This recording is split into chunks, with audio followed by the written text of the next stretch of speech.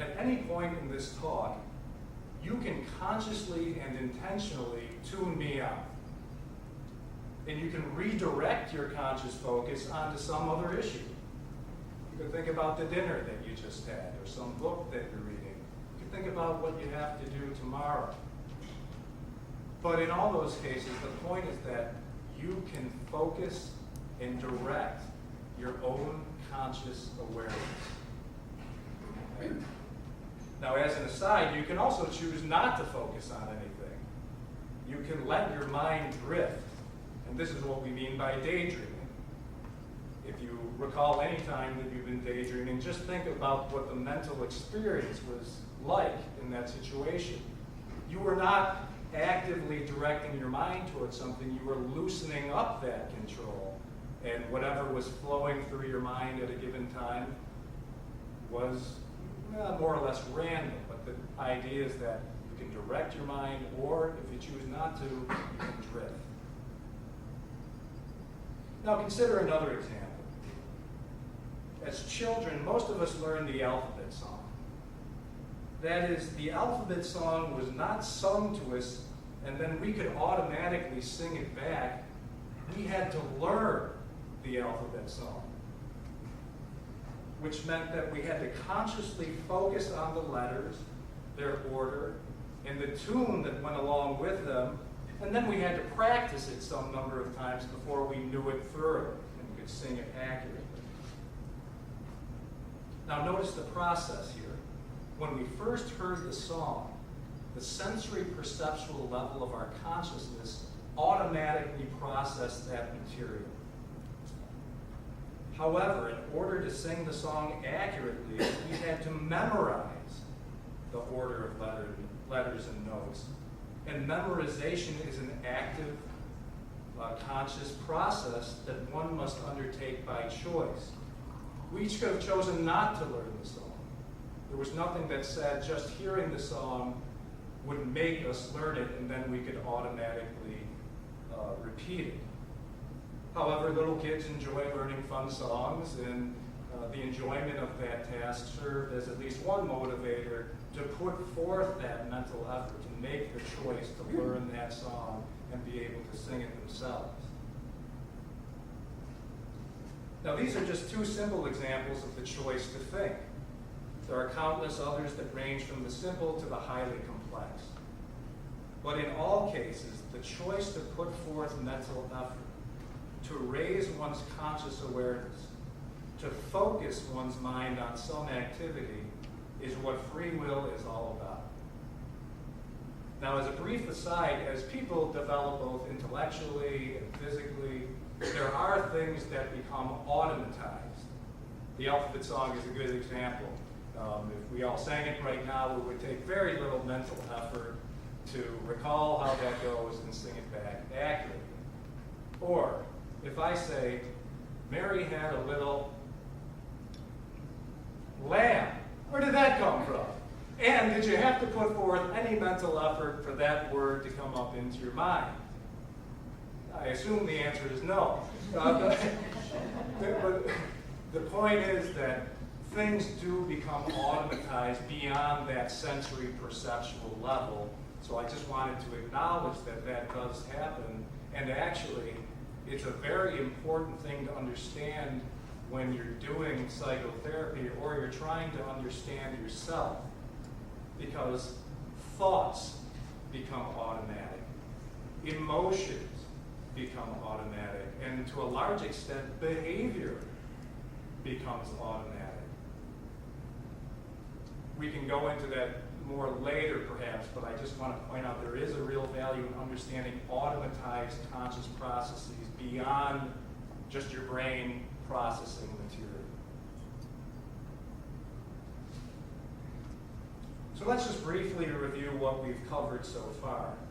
We're defining a self-concept by first reviewing a part of that term, the self. The self was defined as fundamentally one's conscious awareness of reality.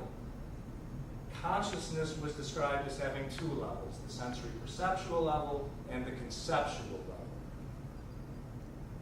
Sensory perceptual data is processed automatically by the brain, whereas conceptualization requires a choice to think, to intentionally exert mental effort and raise one's conscious awareness of reality.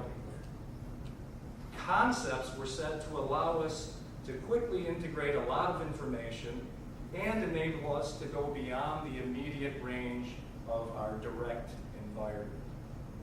In this sense, concepts suggest possibilities. Now here's a question.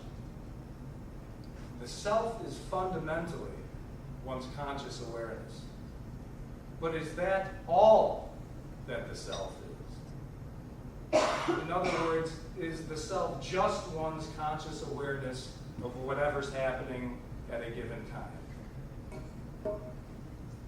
Well, of course, the answer is no. The self is fundamentally one's conscious awareness, but it's not exclusively one's awareness. So what else besides conscious awareness composes the self?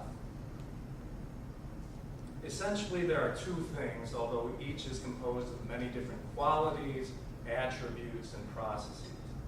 And these are the body and the mind. Each of us has a body, a physical form that houses our brains and our minds and gets us from place to place. We each have a certain height and weight. Our eyes, hair, and skin have different colors.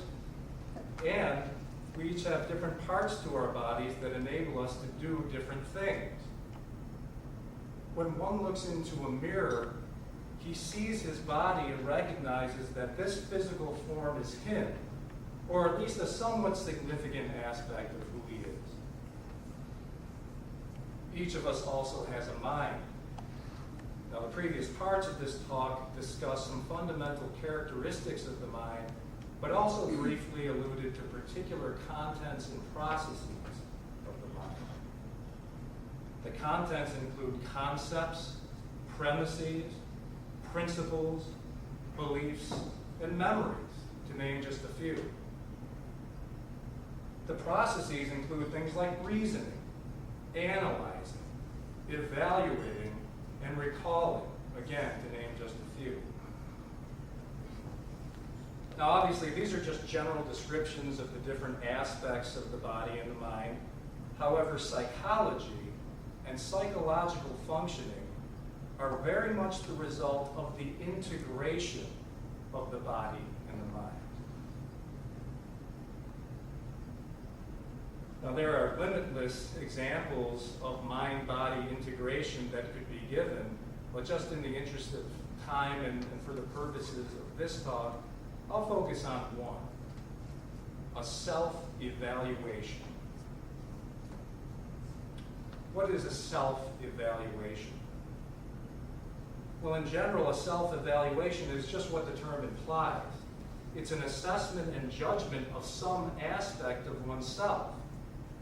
It's focusing on oneself for the purpose of answering two basic questions. Was my thinking clear and accurate? Did I perform well and effectively? So if you think about those two questions, you can see that there are two aspects to the issue: a mental aspect and a physical aspect, both defined broadly here. In other words, self-evaluations typically result from an assessment of the integration of one's mind and body. When do self-evaluations begin? Self-evaluations begin at a young age, as children begin learning concepts, words, and develop physical and mental skills. For example, children play games, sports, begin school at a young age, and also engage in a lot of other activities that show them things about themselves. Some children find they have athletic ability, but perhaps limited academic ability, or vice versa. Other children find they have both academic and athletic ability.